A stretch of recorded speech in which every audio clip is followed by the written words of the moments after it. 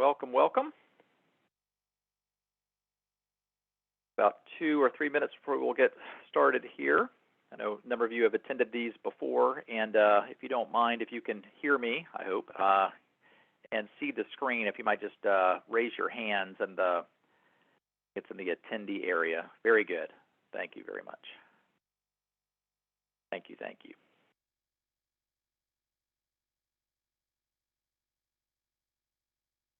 All becoming Zoom experts, aren't we?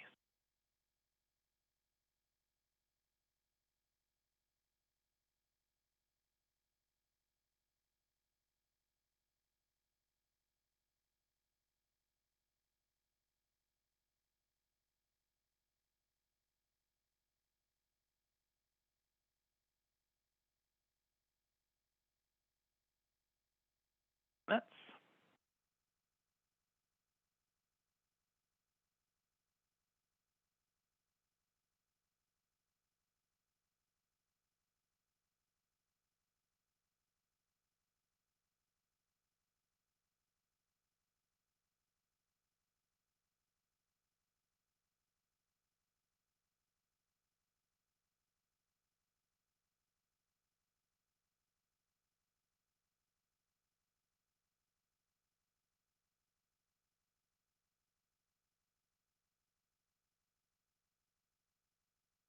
Right. I think I've got noon exactly. So we're going to go ahead and get started. So I am Brian Klontz with Charitable Solutions, and as you all know, we're going to be talking about a non-cash activity. So it is through the roof right now. So wanted to sort of in a timely way make this a little bit video bloggy, if you will, and sort of go through some of the trends that we're seeing, some of the, at least from our perch, what the drivers of those trends are. We'll call those themes.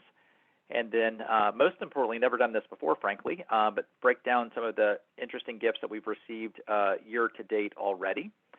And so for those of you who know from a housekeeping standpoint, usually do not send out, I say usually, we don't send out the slides after. However, any questions and answers, if you can put that in the Q&A block. I don't have a backup with me today, so I'm going to do my best to sort of jump back and forth a little bit to answer those questions as we go. But I'll be doing this session tomorrow as well. And so for those of you who have attended any of our past webinars, you know you'll get the link for the free recordings. You can watch it 52 times if you want to. Not sure why you would. But then also we'll consolidate all of the question and answers together, and so that way we send that out. And I've got maybe 2 or 3 other materials in terms of papers that we'll send out gratis as well. So it should be first part of next week or so. So with that, that's sort of the housekeeping fun stuff. So again, if you can ideally put it in the Q&A section, it's usually easier for me to scrape that after the call. So non-cash record year already.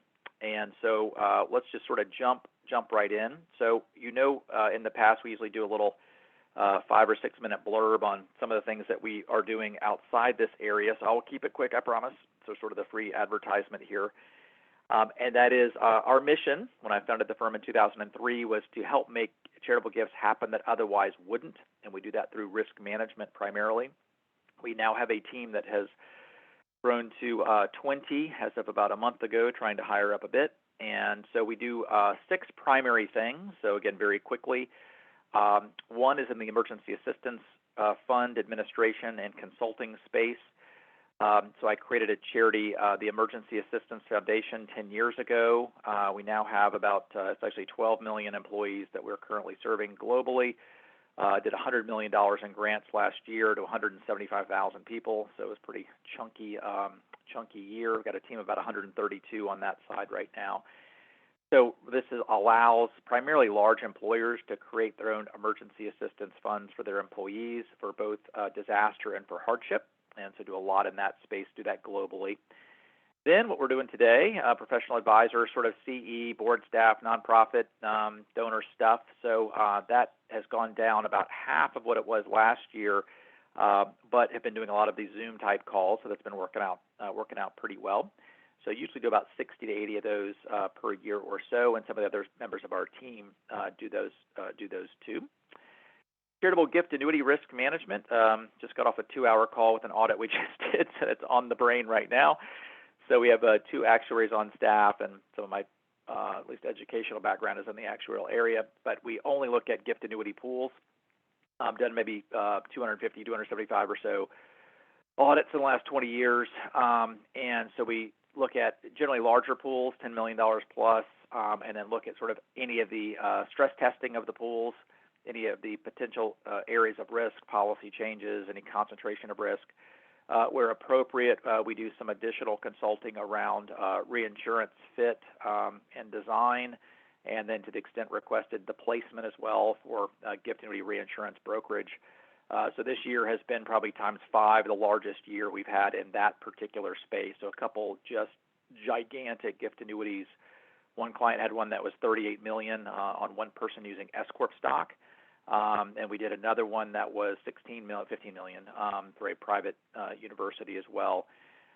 So there have been a number at the sort of $3 to $10 million mark. So if one big trend we're seeing are just gigantic gift annuities, otherwise it would have been charitable remainder annuity trusts in particular, and for a number of reasons, maybe a webinar for another day, why many donors, in particular estate attorneys, are now choosing gift annuities as one of the first options for these large fixed income gifts versus what they used to do. At least when I started in this field, it was like a law. If it was more than $500,000, you'd use a CRAT, and if it was less than $500,000, you use a gift annuity. It was just like what you were forced to do. So, seeing a lot of that activity in this space.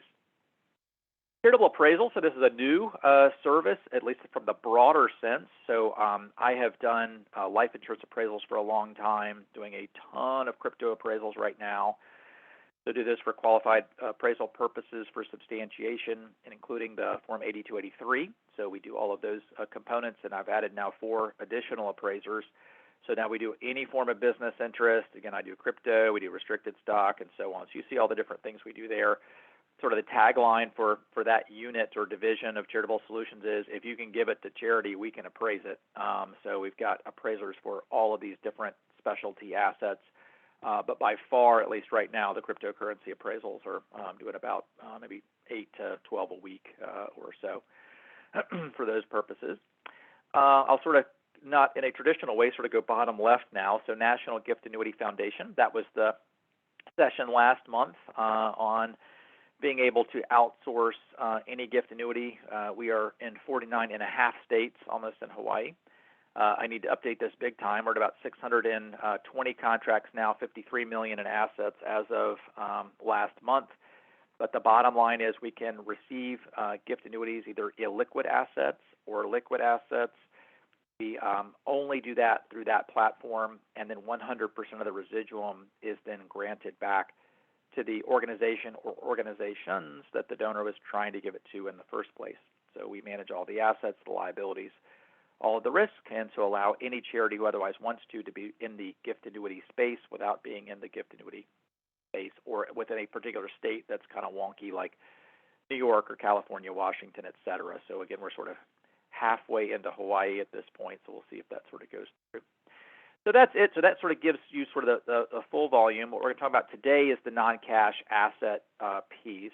And so when I talk about we receiving those gifts, that's more code for Deconstructing Foundation. 2003, I created a national donor advised fund that does nothing but illiquid or complex gifts. We've never done anything else, and we don't plan to.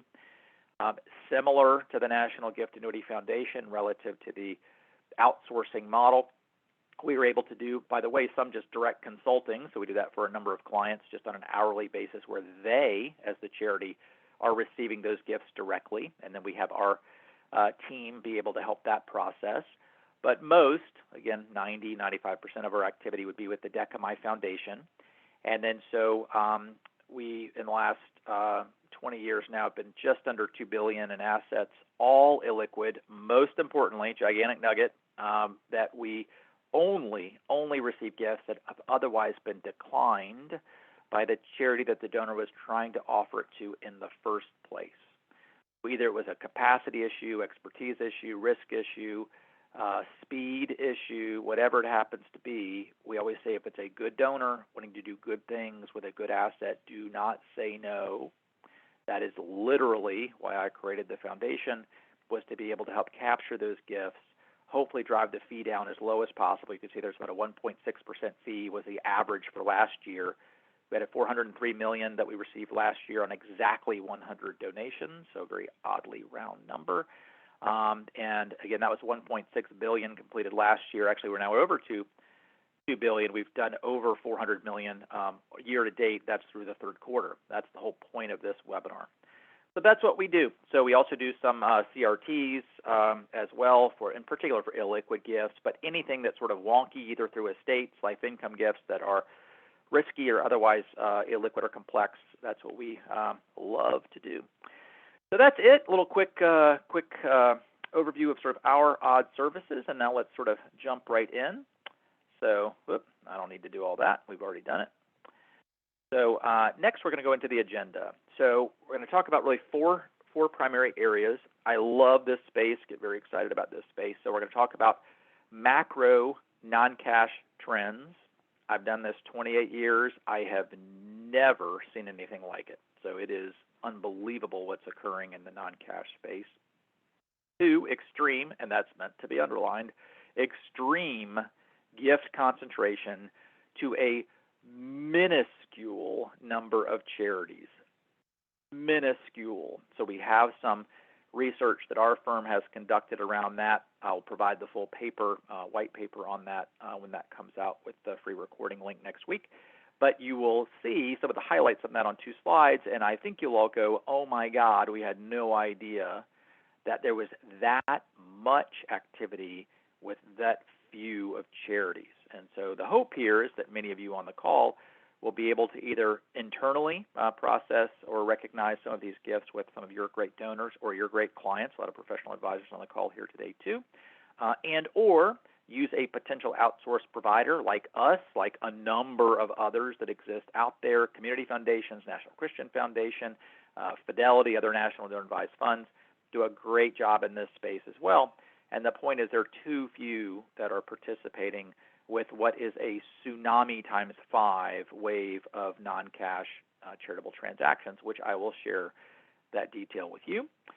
Part of that detail is what we are seeing from our particular perch in terms of an exact breakdown of the types of gifts, not that we're talking about those that have been completed sort of year to date and broken down by number and by value. And then of those gifts, I sort of did all this morning. I shouldn't tell you that on the recording. And came up with, well, these are the 4 that I thought were kind of interesting, and maybe you'll think they're interesting too. So just pluck out 4 of the gifts that we've received so far year to date into sort of what the donor goal was, and then also what some of the solutions were that we were able to provide. So with that, like I said, I am crazy informal, as many of you I think know. So just throw stuff in the Q&A, and probably every 2 or 3 slides I'll jump in there and dig around a little bit. So happy to make this again as interactive as we can make these webinars.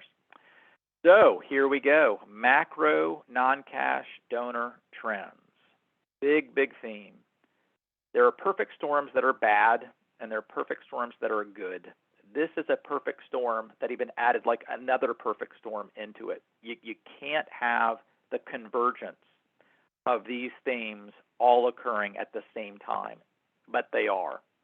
So number one, we see and know that the number of baby boomers retiring are a ton. So baby boomers every day, thousands, et cetera, et cetera. But what do those baby boomers have? What did they do? Many of them are business owners and real estate investors. So not only are they retiring, they're going through the exit planning process or the business succession process with family, with key employees, or they're just basically selling through an outside financing party or a merger acquisition in some way that business interest or obviously that real estate. So we're seeing this over and over and over again. It's the 74-year-old who's had real estate, who now owns let's say a 47-unit apartment complex, which we're doing right now in Atlanta. But that person bought maybe a duplex in 1974 and then sold that and did a 1031 tax-free exchange into a quadruplex, became an 8-unit, became a 15-unit, and so on. So these constant 1031 tax-free exchanges creating now a very large appreciation in terms of the real estate itself with very low or likely zero, at least depreciable basis. And that is the holy grail of all charitable planning, is the lowest cost or tax basis, the highest long-term gain appreciation. That's it, right? And so that's what we're seeing everywhere. And now that person who's 74 is going, this was a good investment for me, but I'm 74. I'm sort of done with the property management or managing the property managers. I'm ready to exit. And within all this, and I should have put it in here, I will for tomorrow's, you've got this specter of tax change that's going to occur, or perhaps even retroactively will occur at some level, that is also prompting people to action.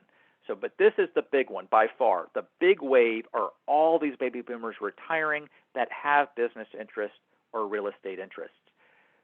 So important, gigantic nugget. I do a lot of consulting for community foundations across the country, and every single one, the smallest community foundation, the biggest, the one in Chicago, the one I always pick on in Salina, Kansas, I don't care where I am, always, the most charitable inclined people are privately held business wealth and real estate wealth. Always. Why? They made their business, their successful business in the community. They're investing in real estate in that community. Their community itself is what's helped them be successful. They're the annoying, I say that with love, people who are in Rotary and on the chamber and actively involved with what's going on and integrally involved with what the community is doing and trying to maximize the impact and success and growth. And which drives me nuts, what do they give to charity? They give cash. Oh my God, they give cash. They keep giving cash. It makes no sense. What do they own? Not a trick question. What do privately held business people own? They own privately held business interests. What do people own that have real estate? They own real estate. So the point is being able to use those assets for charitable giving, whether that's a life income gift or whether that's an outright current gift, is hyper tax optimal, as you all know.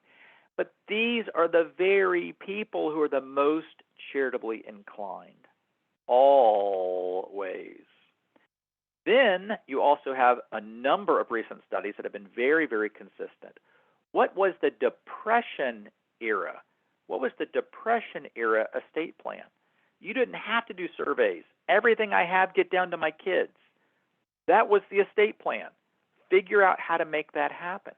When you now see the baby boomers, U.S. Trust did a study, inheritance goals to the kids was eighth.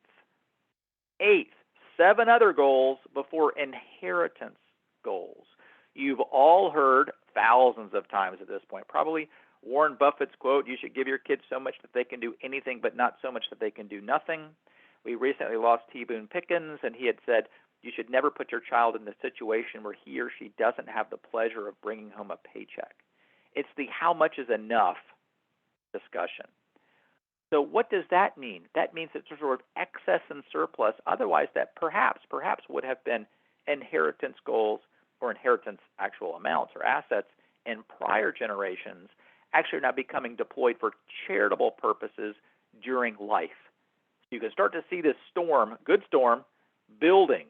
All these retirees that own these assets, people that own these assets are the most charitably inclined. At the same time, prior generations would have been transferring most, if not all of those assets, down to their baby boomer kids, by the way, now are not as the primary goal. They're still doing much of that, to be sure, but they're not doing sort of all of that. So it's really a reallocation of what they would call surplus or excess wealth, and otherwise it would not be deemed sort of inheritance assets for their heirs. Then let's keep adding more to this. You have an unbelievably low interest rate environment. Oh, it's going up. Whatever. It's the lowest. It's unbelievably low. What does that mean to have very low interest rates? That creates capital asset appreciation through either basically net present value derivation on business interest from a valuation standpoint, or in essence a cap rate, which is the same thing from an income approach for real estate. What does that mean? Whatever your assets are worth now, they're worth more when you have very low interest rate environment. But who's going to come in and buy into these assets? Everybody. Liquidity is everywhere. Cheap money is everywhere. So now you have all of these potential buyers all wanting to come in now.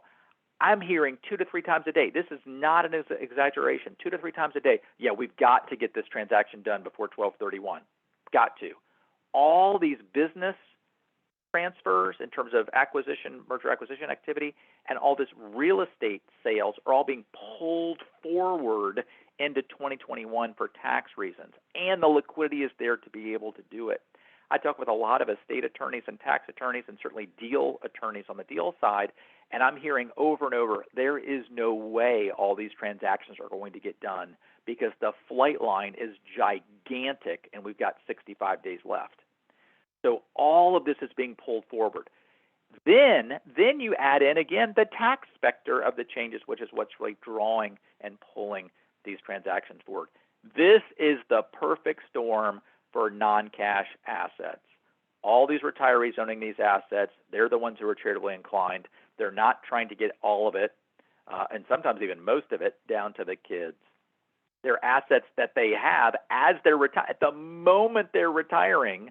You've got this sort of optimal appreciation because of the low interest rates, and then you've got buyers. I should put buyers in there too, I will for tomorrow. Buyers everywhere because there's cheap money and lots of liquidity. That is what's driving this market like crazy. And the non-cash assets for all of these owners are the largest piece of their overall pie. It's not cash. How do we know that? Here we go. I love this chart. I hate that they loved blue. Somebody set this up and loved blue like a little bit too much. We got dark blue, medium, light blue, light blue. Got other colors in the spectrum, but I digress. So this is a great chart put up by the Federal Reserve. You can see the little footnote here. Visual Capitalist then sort of recreated this. And so this is a net worth tier. And then so you see the various net worths. These are for individuals, or households, I guess, household net worth for each of the tiers, so going up all the way to $1 billion. And then you have the different color coding with lots of blue for the different asset types. What you need to see, all you need to see here is 2 things, green and dark and somewhat dark blue. Green is cash. Cash bad. Look at how small cash is as a relative proportion amount of the balance sheet. Dinky, dinky, dinky. Especially when you get up above the sort of $1 million and less. Doesn't matter, even at the lowest, it's still the smallest piece of the overall balance sheet. Where do about 85 to 88% of the gifts in this country come from? The smallest piece of the overall balance sheet. That is insanity. I would call that tax insanity. And it hurts their lifestyle the most to make the gift, and it's the least tax-effective way 99% of the time to make the gift anyway. That makes total sense. Then by far the majority, 88% or so, 85 to 88, are coming in the form of cash. That is idiotic, which I say with love. Where are the big assets that are tax conducive, that don't hurt lifestyle to make the gift? In fact, can even improve lifestyle, believe it or not. Let's go across at the $1 million mark. What is all this dark blue? Wonder what that is. Business interests. Is that publicly traded stock? No, that's the super light blue. Business interest would be privately held stock, C Corp, S Corp, LLC, LP. Business interest. And look how rapidly, I'd even say exponentially, that increases as you go up through the tiers. That just swamps out everything. What's the next darkest blue? Weird to say. Real estate. Let's go down and look. It is. It's real estate. So real estate up, up, up. And so we really focus on these 2 big things and some other weird things. That'd be sort of the other assets here. But this is the area that we focus on. So going back, you've got the baby boomers with these assets that represent the largest piece of the pie. And here's the data proving it at just about every asset class or asset net worth tier, I should say, even at the $10,000 net worth tier relative to cash. But certainly as you go up 1 million plus, it then represents a very large portion. Real estate, I talked about it being depreciated down over time. With business interest, I don't care what state you're in. Your C Corporation stock for a privately held company is going to be 52 cents a share. It's always 52 cents a share. Can't make that up. S Corp, 52 cents a share. Usually very, very low cost basis with a long-term gain asset that's appreciated the most. That is the holy grail. So what about fundraising success? And this gets to the extreme concentration. If you're not shocked, another slide or two about this, you're not paying attention. But this is from fundraising side, so not from the donor trend side, from the charitable side. The first thing is, Dr. Russell James, all of you should know him minimum. So he wrote a paper called Cash is Not King. I will include the link to the full paper and include a link to the executive summary. But all you need to know is you need to read it, then you need to reread it, and then you need to force others to read it.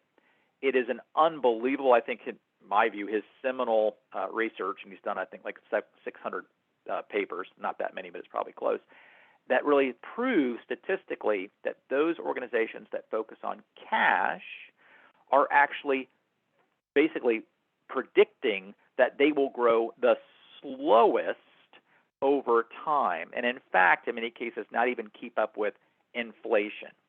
Those that focus on any kind of non-cash asset as an overall percentage of the assets that they are receiving, those that focus on those grow the fastest. And you might say, how does that look? I'm going to do something stupid, do a stop share, then I'm going to go and I'm going to pull up his piece because it's just that good. And then I'm going to do a start share because sometimes it likes when I do that. Start share.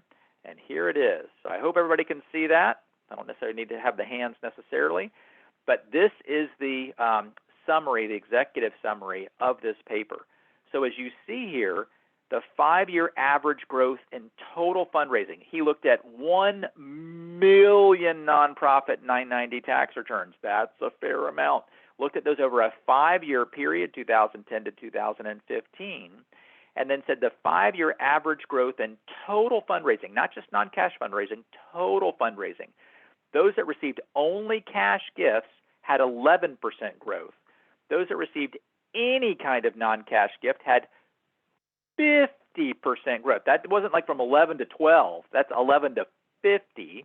And then those that focused on securities, non-cash gifts had 66% growth. So his interesting quote is, if you want to grow the slowest, focus more on cash. Can't make that up. 6 times faster growth than those that receive only cash. Gets better. I'll sort of come down here a little bit. Let's see if it'll let me. So it will. And then so it actually even goes down here. What about in the same year when gifts shift more from cash to assets? When you get more cash, when cash grows as a percentage of overall fundraising, you're like, wait, we're doing a great job. We're growing our cash portion. Bad, bad, bad. Your contributions fall by 13% overall. When you increase real estate, as an example, by 10% of the overall total contributions, your total contributions grow by 26%. So this has been out now for a while. Again, I can include, and this has sort of all the psychological, behavioral finance, behavioral economics rationale as to why that occurs. I'll stop sharing and then go back. Let's see. Flip. So the point is that by focusing on those particular assets, anything other than cash, your organization or your nonprofit that you work with or you love or your clients are giving to will grow the fastest. This has been around for a while, and again, I will include that executive summary and the full paper. So definitely read that. What we then did after he came out with that paper is I said, I'm very curious because we work with many of the very, very large charities around these non-cash asset transactions, and what we find is an incredibly small number are very active in the space. So we would be one. There's certainly some others, but not very many. So what we did was we went back and we reviewed the Philanthropy 400, and Brad Caswell on my team, he used to be the COO at Vanguard Charitable, been with us for a while now. Ryan Raffin is my partner, and then myself looked through Schedule M's, a very exciting area of the 990. If you don't know this, if you hear a charity say, oh, we're very active with non-cash gifts, you don't need to guess. Just go on GuideStar, pull up the 990, whip down to Schedule M, and on one page it will show all of the non-cash activity by type, by number, and by value. So we did that for the largest 211 charities. So the largest two of the 1.4 million-ish charities that exist, we looked at the largest 211.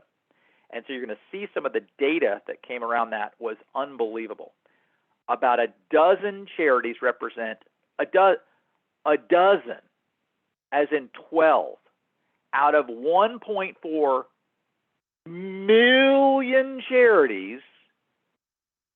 12 are the primary drivers for almost all the non-cash growth. I could say that 30 more times, and you're like, I don't think that makes sense. It's crazy. I said minuscule. You heard that word. Minuscule number of charities are like a rocket ship in this non-cash space. Most all of these, by the way, are not split interest or life income gifts. These are mostly outright major current gifts. So the big themes, why is it only 12? These are the big themes curtailing growth. I might say stunting growth, to be more direct. Marketing, donor communication issues. I cannot tell you. I almost laugh where a charity would say, yeah, we just never get anybody that asks about that because you're not talking with them. You don't even have it on your website, and you're praying to God every day they don't raise the question about cryptocurrency or privately held S-corp stock or real estate. If you don't put out there that you're even in the field of play, then why is it so it's crazy to me. Why is it so surprising when then nobody asks you about these gifts? Others would say, and this is like a quote, no, we handle all these. Yeah, we're in good shape. And I'd say, well, okay, I looked at your Schedule M. You've done 2. Yeah, we handled the 2. Do you know your peers doing like 30? Oh, but we handled the 2 really well. Okay, I don't know what to do with that. So marketing, donor, communication issues. Staff, expertise, comfort, risk tolerance. Maybe it's like we're never taking real estate ever. There are other ways to do it through us and a whole bunch of other of our evil competitors, and they're all nice. We talk to them all the time. Or capacity concerns. So when these things come up, these are not 10-minute processes. This is a capacity potential issue. And maybe you've got capacity in July, but you might not have capacity now or in December. So those concerns, and here's the biggie. We're coming up on Halloween here.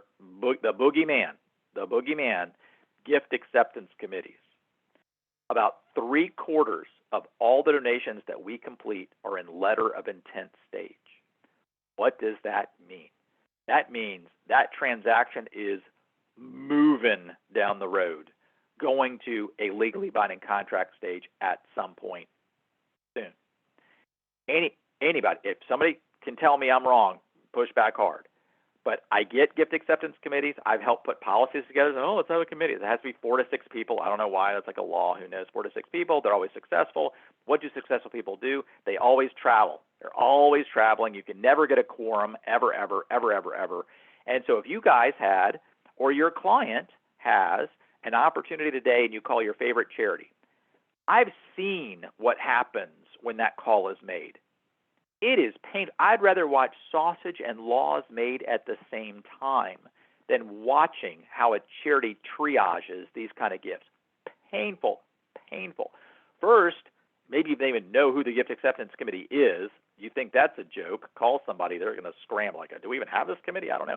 Then they're going to find the pages, let's hope somewhere, and they'll go, oh, here are the 6 people. 3 of them will be dead. You think that's a joke. I've done this before.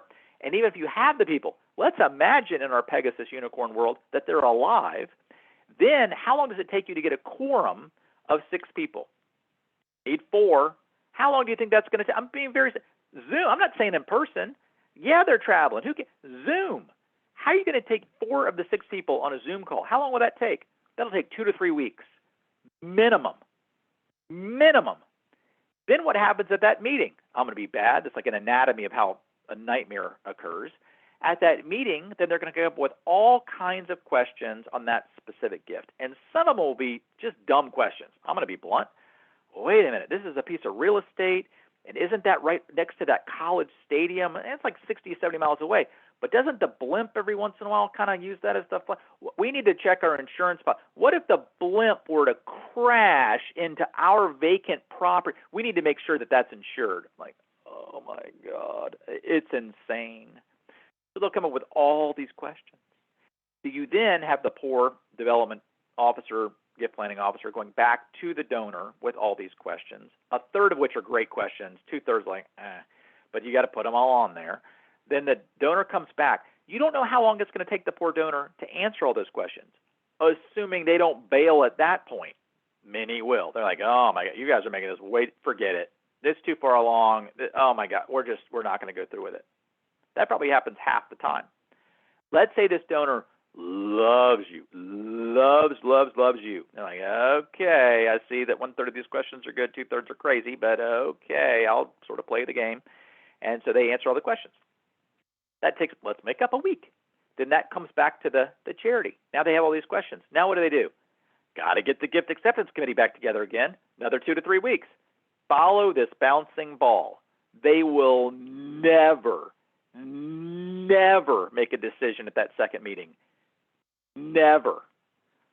More questions based on the answers to the first set of questions, another week, another 2 to 3 weeks. What have we just done? We have just shown that it takes, and this is true, I've done a lot of research around this, 2.5 to 3 months to make a go, no-go decision. That's not complete a gift. That's go, no-go decision. Most of our gifts are completed in 3 to 5 business days because they have to be. These things are moving. You want to screw up a whole lot of these gifts? What do these 12 charities do? They gun it. They've got a lubricated process. They know there's some additional risks in doing that, but they also know the 3 big questions are, what's the asset, what's the value, and how long is it going to take us to sell it?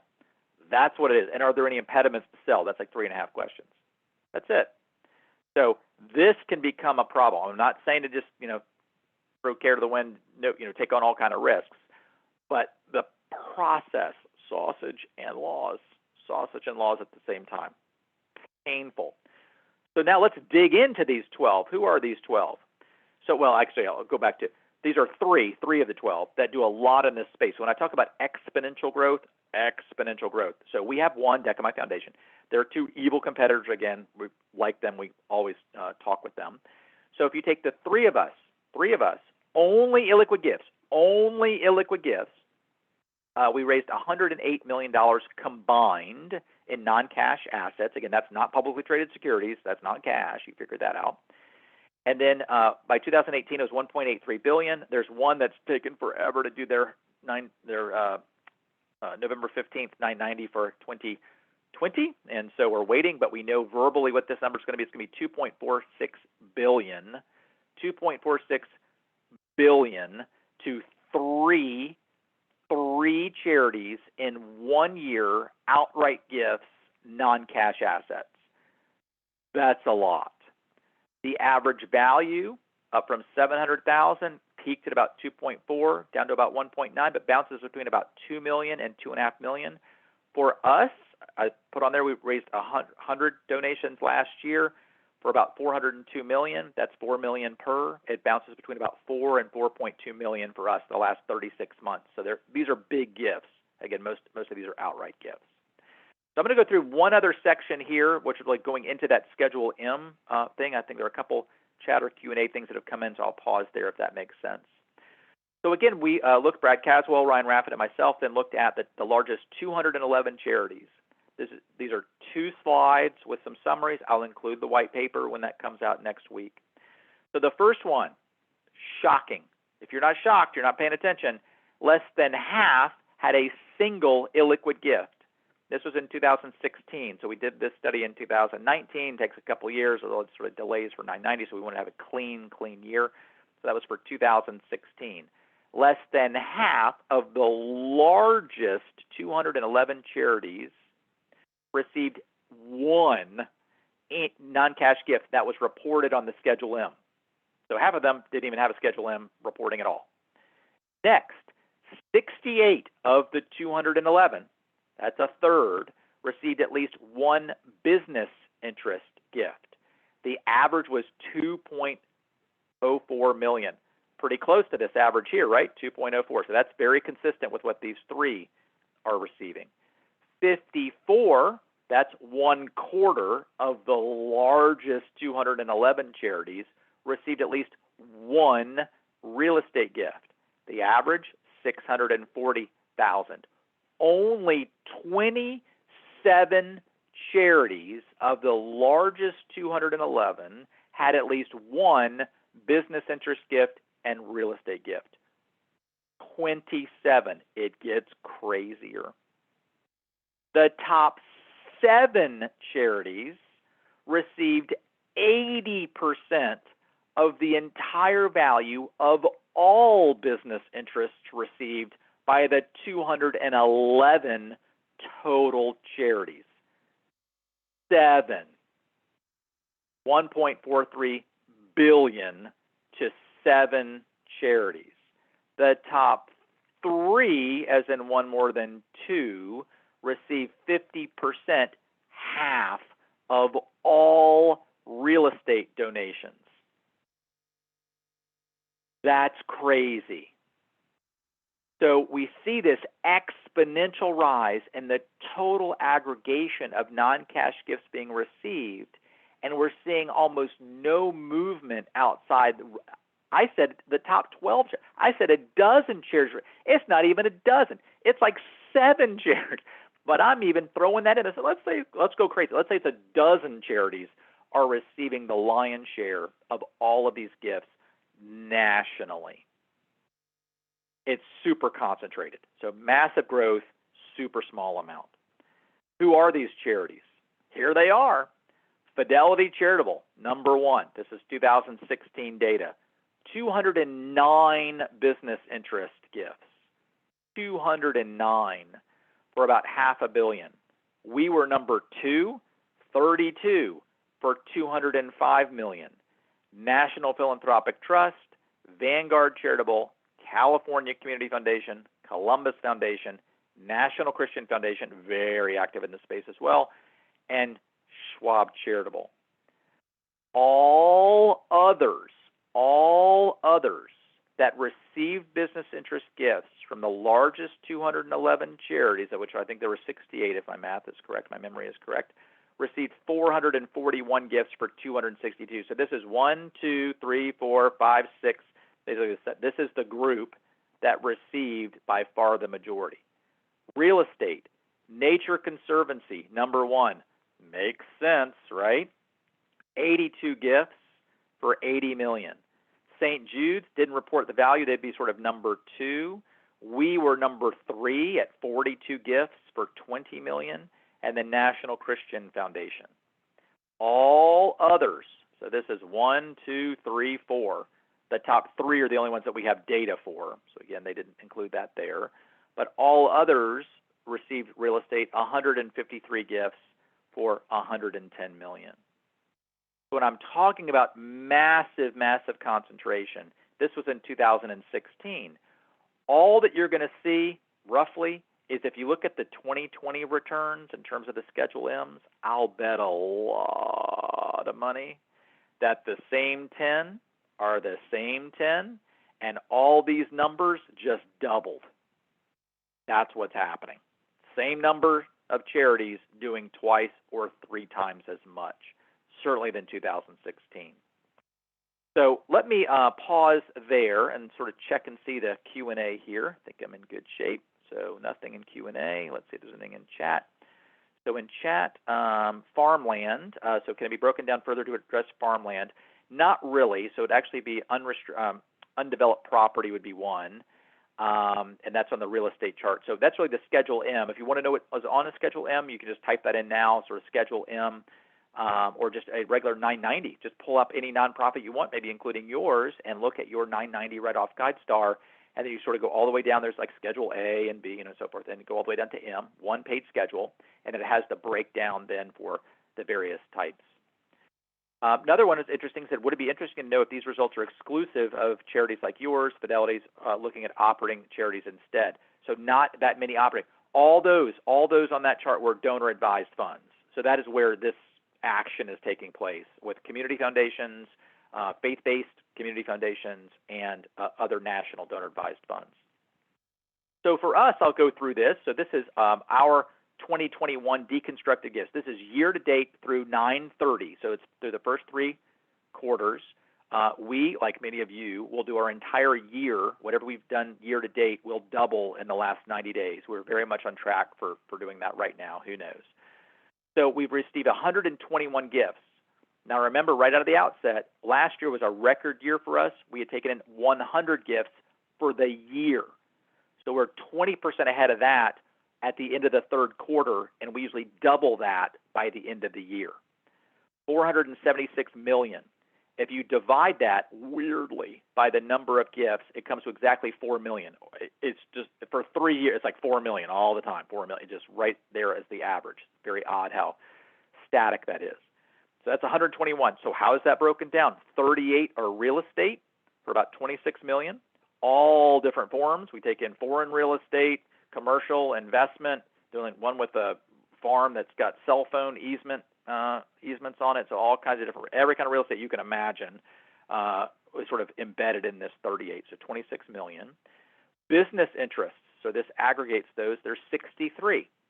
Now, another thing that's interesting is very consistently, it's about 40% of our whole is in real estate, roughly, and about 40% of what we deal with each year is in business interests. Fairly consistent. We're working with one guy right now who's got 8 different properties, and that will spike that up a little bit. But the point is, it's pretty consistent. There's not one, the economy's doing one thing or the economy's doing that. It's pretty consistent that roughly 40% would be in business interests or real estate, and the other 20% in weird stuff, which we'll talk about briefly too. So 63% business interest. So this is in the whole, so that's 368 million.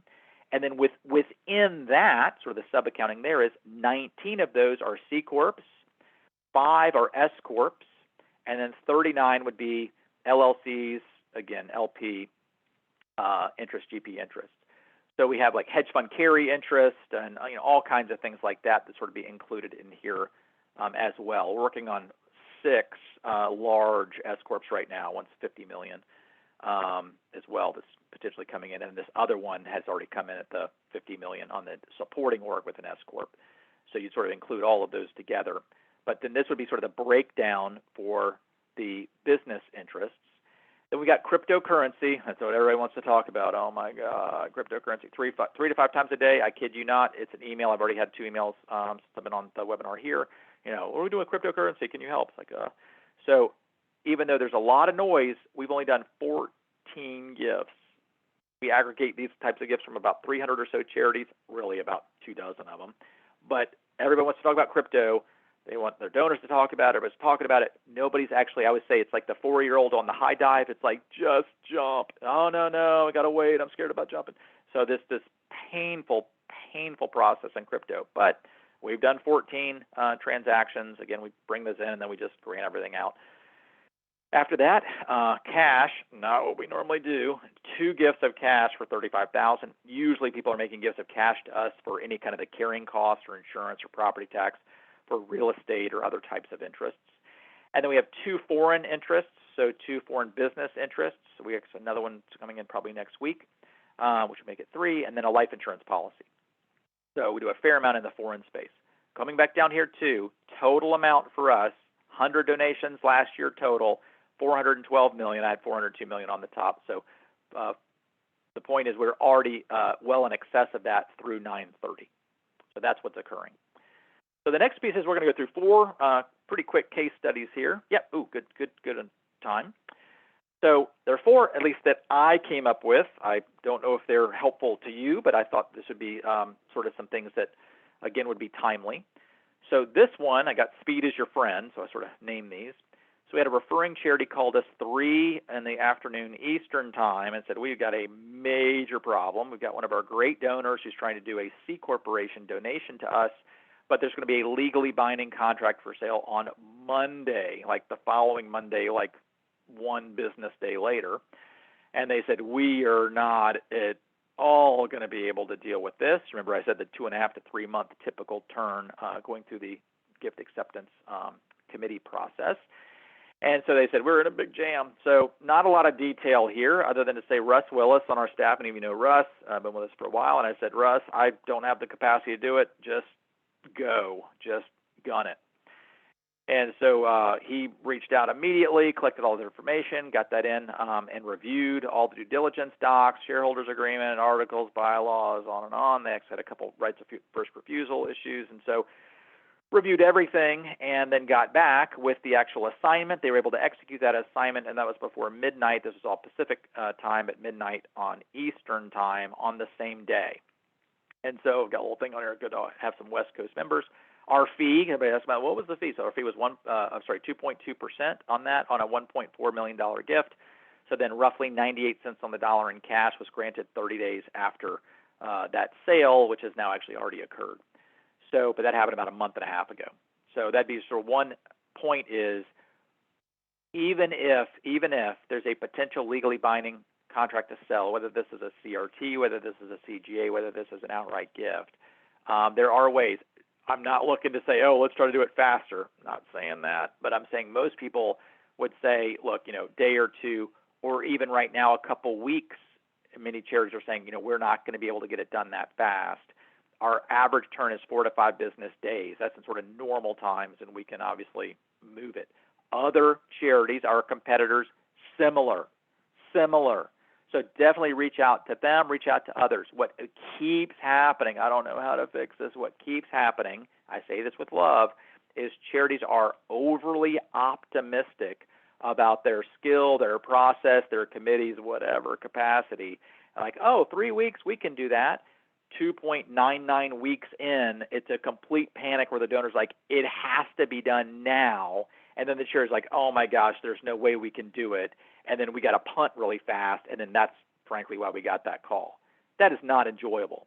It makes the donors upset, makes everybody upset. Just have a good path, a good runway to get these done in a reasonable period of time. But even if it does get super tight, we and others are able to turn these pretty quickly to be able to capture that gift and then to be able to, again, grant out that excess. So that's the first one, speed. Second one, this was a very, very interesting one. So S corporations, UBIT, unrelated business income tax, which is derived from unrelated business taxable income, UBTI, and the CARES Act. Big deal. Very cool gift. So we received $10 million in S Corp stock from the donor. We have, I think many of you know, a trust form donor advised fund. A number of community foundations have these. A number of, I keep saying our competitors, our peers have these.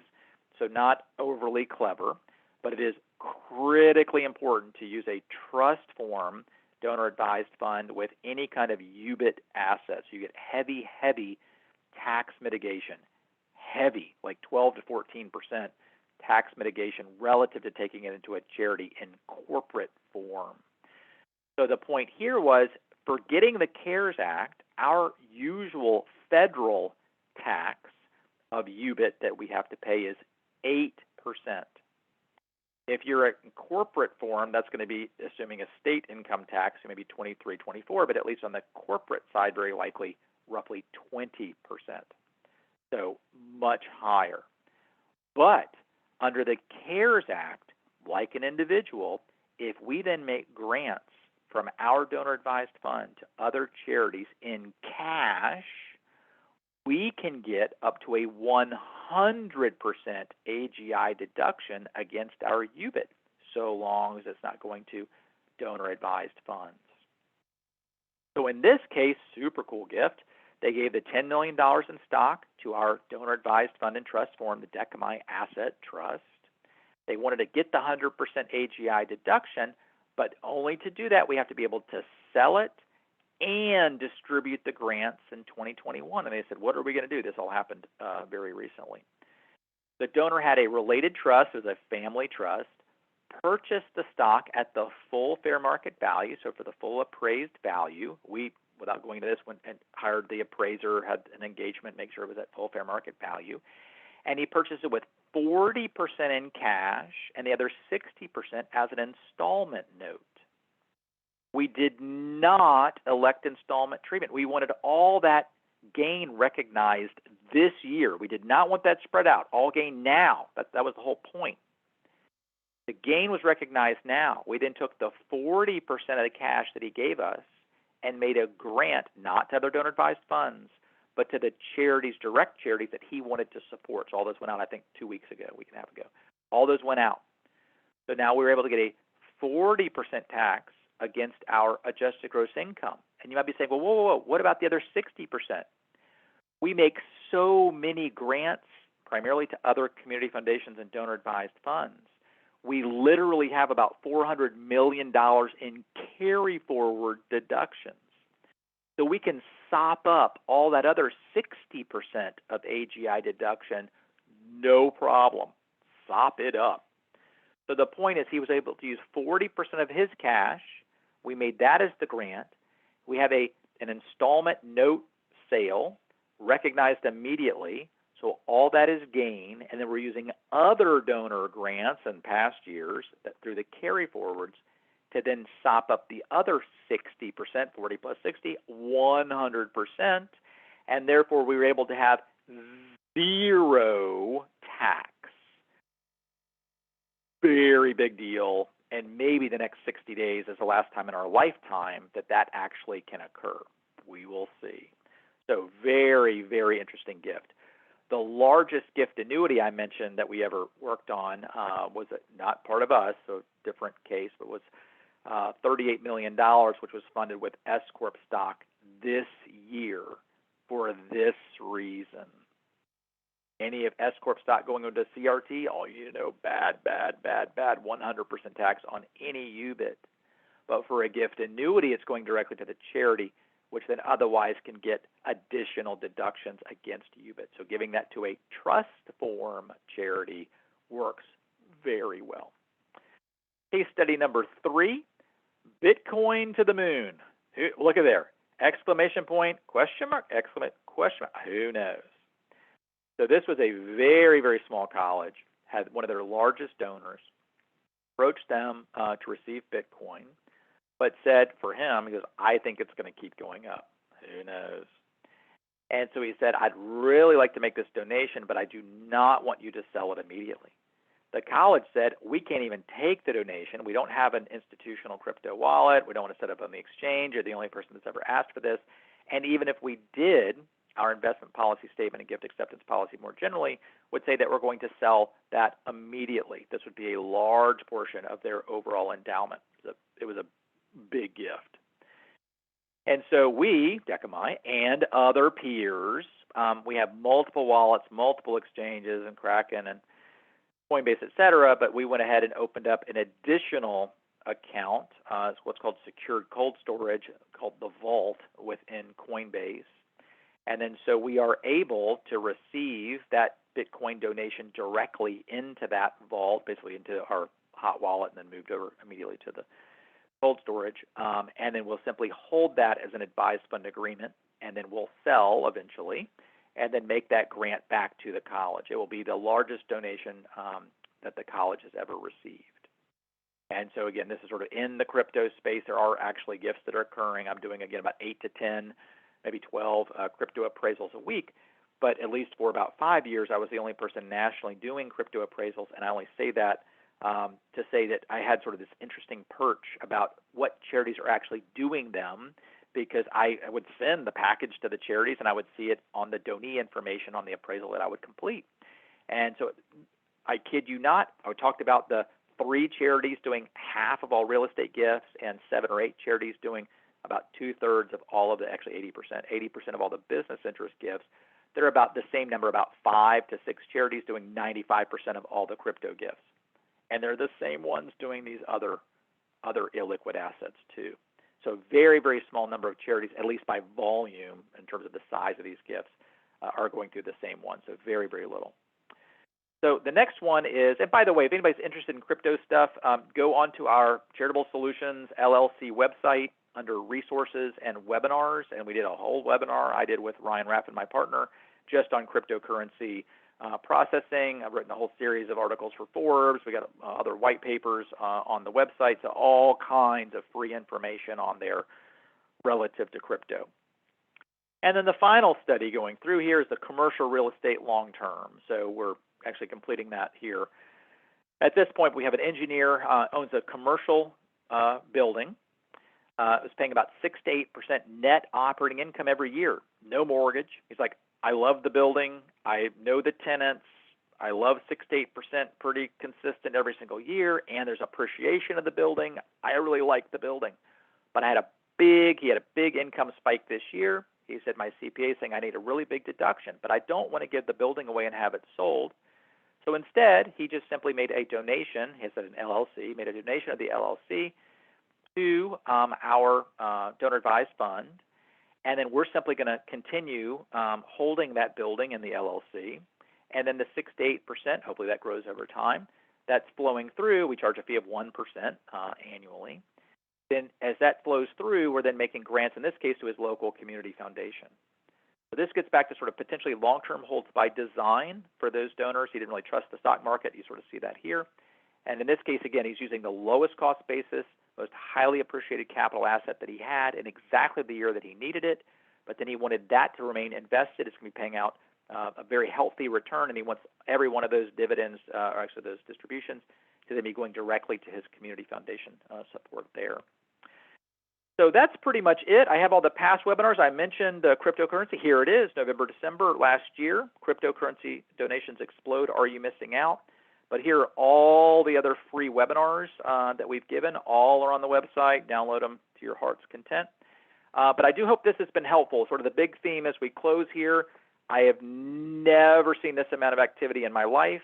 You now have sort of the reasons or the themes why this perfect storm is being created. You also see some of the challenges that charities have in receiving them, such that only about a dozen, maybe, of 1.4 million charities are probably doing 80 to 90% of all illiquid or complex gift activity. But that activity is growing exponentially. So for Decamai Foundation, we doubled every single year since 2015. So this is just incredible. It's almost like straight line up growth. You could see, I hope it was helpful to see our exact types of assets and value that we've received at least through 9/30. We're roughly 20% ahead of where we were already with our record year last year. So again, that growth continues. And at the same time, hopefully those 4 case studies illuminated some of those key concepts or perhaps things that you're working with your donors or your clients. So with that, I will close. Any other chat or Q&A, just sort of stick it in there. I'll scrape it and then be able to answer all those when we send out the materials next week. But again, I hope it's been helpful. Don't sue us because this is all free. So check with all your advisors about all this kind of stuff. But anything else that we can do ever, feel free to reach out. So thanks so much. Have a great day.